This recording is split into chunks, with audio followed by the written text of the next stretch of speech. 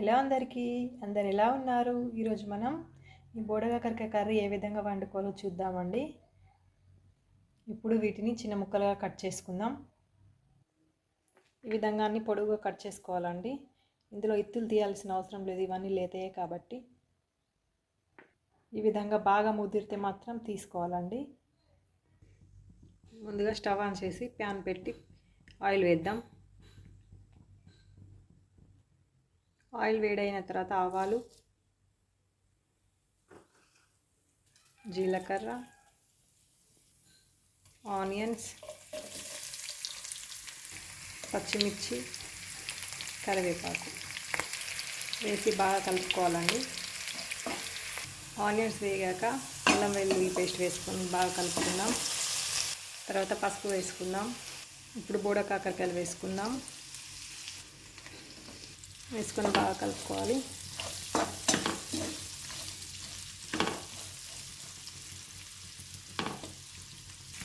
ఈ విధంగా బాగా కలుపుకొని 1 నిమిషం ఉడికించుకుందామండి.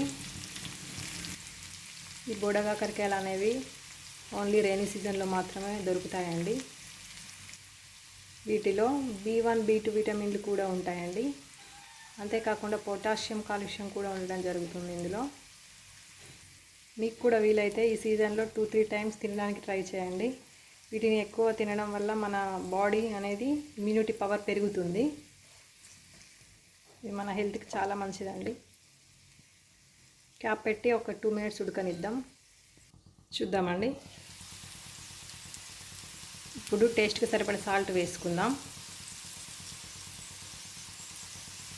వేసుకొని బాగా కలుపుకోవాలి.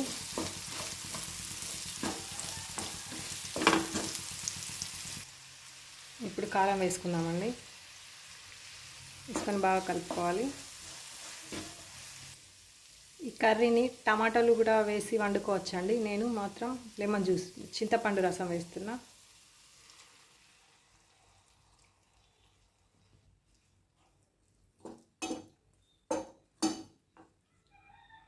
ఇప్పుడు క్యాప్ పెట్టి 5 మినిట్స్ ఉడికించుకుందామండి. కర్రీ ఉడుకుతుందండి. ఈ బోడకాకరకాయలు అనేవి కాకరకాయలాగా చేదుగా ఉండవండి. ఈ బోడకాకరకాయలను ఆకాకరకాయ అని కూడా పిలుస్తారండి కొన్ని ప్లేసుల్లో. కర్రీ ఉడికిపోయిందండి. చివరగా మసాలా వేసుకుందాం.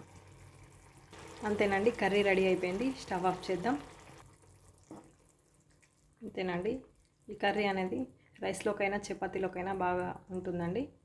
మీరు కూడా ట్రై చేయండి ఒకసారి, చాలా బాగుంటుంది. Thanks for watching my video. ఈ వీడియో మీకు నచ్చినట్టయితే నా ఛానల్ను సబ్స్క్రైబ్ చేయండి, లైక్ చేయండి, షేర్ చేయండి. Thank you friends. Thanks for watching.